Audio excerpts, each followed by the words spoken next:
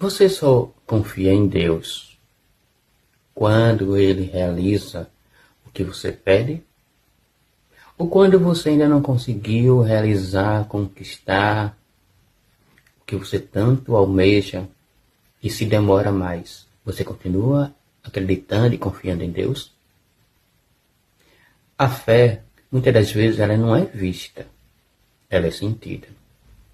E Deus espera que você o sinta dentro de você, em todos os seus momentos.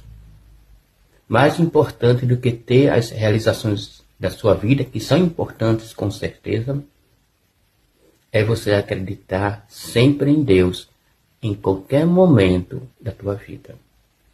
Lembre-se, Deus não se vê, se sente. O amor de Deus se sente dentro de você.